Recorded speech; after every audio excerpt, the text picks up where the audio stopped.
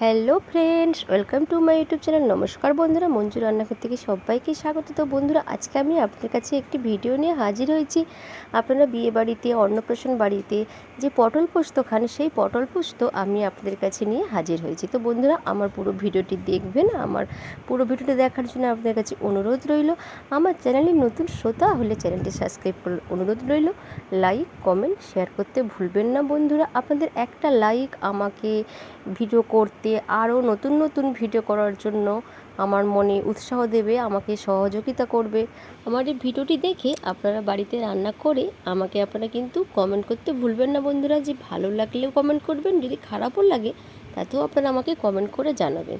তো বন্ধুরা, এবার কথা না বাড়িয়ে এবার ভিডিওটি স্টার্ট করা যাক।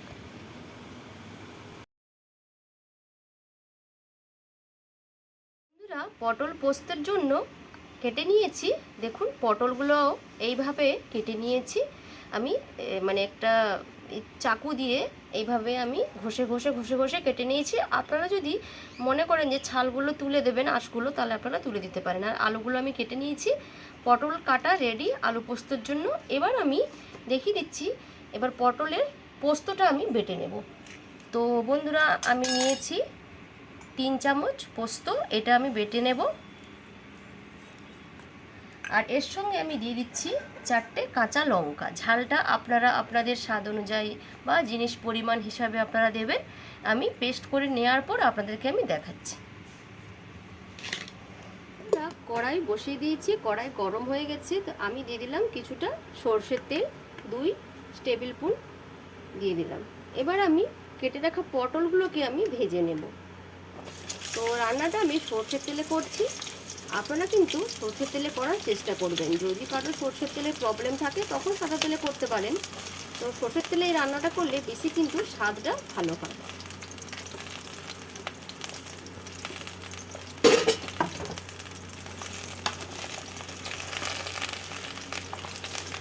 আমি এতে লবণটা পরে দেব, একটু হলুদ দিয়ে আমি বাটিটা কমিয়ে ঢাকা দিয়ে দেবো।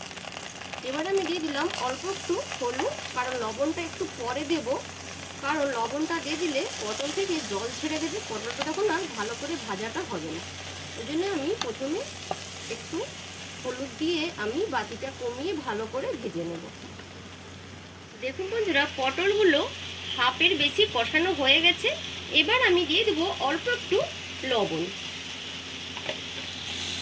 লবণটাকে আমি পটলের সঙ্গে মিশিয়ে নেব, নিয়ে আরও একটু সময় আমি ভালো করে কষিয়ে নেব পটলগুলোকে। বন্ধুরা, পটল দেখুন ভাজা হয়ে গেছে আর সেদ্ধ হয়ে গেছে, 70% সেদ্ধ হয়ে গেছে। এবার আমি এটাকে ঢেলে নিয়ে কড়াইটাকে পরিষ্কার করে নিই, তারপরে আমি আলুটা ভেজে নিই। পরিষ্কার করে কড়াই বসিয়ে দিয়েছি, কড়াই গরম হয়ে গেছে। এবার আমি দিয়ে দিলাম আরও খানিকটা সর্ষের তেল। তো সর্ষের তেলটার মধ্যে এবার আমি দিয়ে দেবো কেটে রাখা আলুগুলো।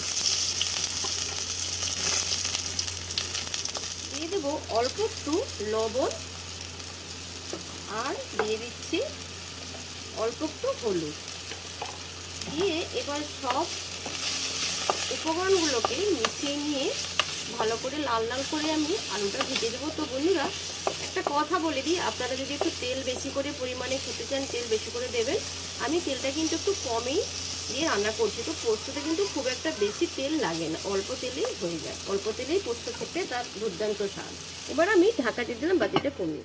আলু ভাজা হয়ে গেছে, আলুগুলো লাল লাল করে ভাজা হয়ে গেছে। এবার আমি একটি থালার মধ্যে আলুগুলোকে আমি উঠিয়ে নিচ্ছি। আলুটা তুলে নিয়েছি, কড়াই গরম হয়ে গেছে। আরও আমি 3 টেবিল স্পুন আমি দিয়ে দিলাম সর্ষের তেল। এবার গ্যাসের বাতিটাকে আমি কমিয়ে দিলাম, দিয়ে দিচ্ছি 2টো শুকনো লঙ্কা আর 2টো তেজপাতা।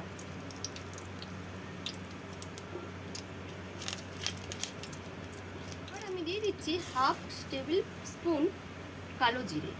তো বন্ধুরা, আপনারা যদি না কালো জিরেটা পছন্দ করেন, কালো জিরে আপনারা দেবেন না, 5 ফোড়ন দেবেন।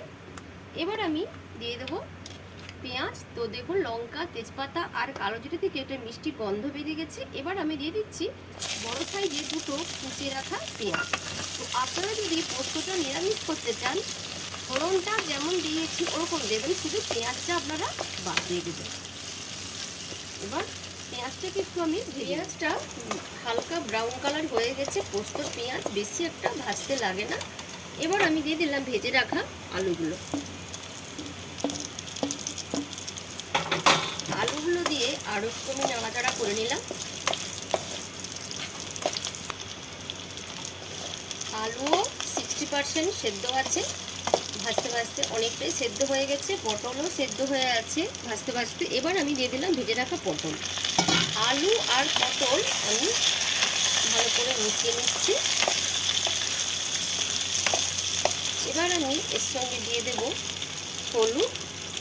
আরও একটু আমি হলুদ দিয়ে দেবো, কারণ পোস্ততে কিন্তু বেশি একটা হলুদ লাগে না। তো আমি অল্প একটু হলুদ দিয়ে দিলাম, ওই 1 টেবিল স্পুন।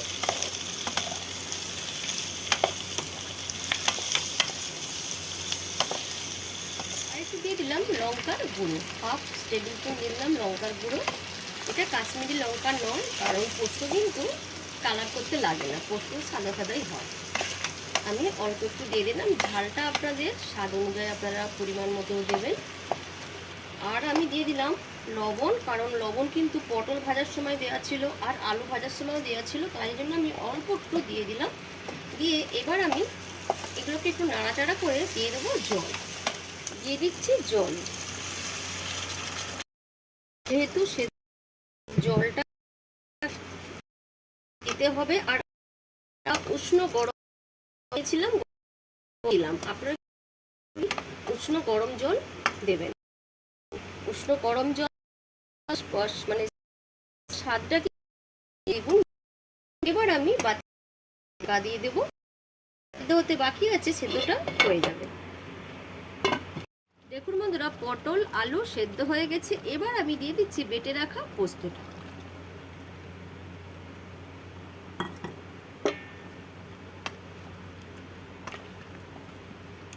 আলু আর পোস্ত পটলগুলোকে আমি একটু ভালো করে মিশিয়ে নিচ্ছি, দিয়ে গ্যাসের বাতিটাকে বড় করে দিলাম। এবার আমি এইটাকে রসটাকে আমি টানিয়ে নেব। আর আলু পটল যেন বেশি ঘাঁটা ঘাঁটা হয়ে গেলে কিন্তু ভালো লাগবে না, গোটা গোটা থাকলে ভালো লাগবে। আর একটু সময় আমি কষিয়ে নেব। আমি একটু ঢাকা দিয়ে আর একটু সময় কষিয়ে নিচ্ছি। পোস্ত একেবারে রেডি। নামানোর আগে আমি দিয়ে দিলাম আরেকটু কাঁচা সর্ষের তেল।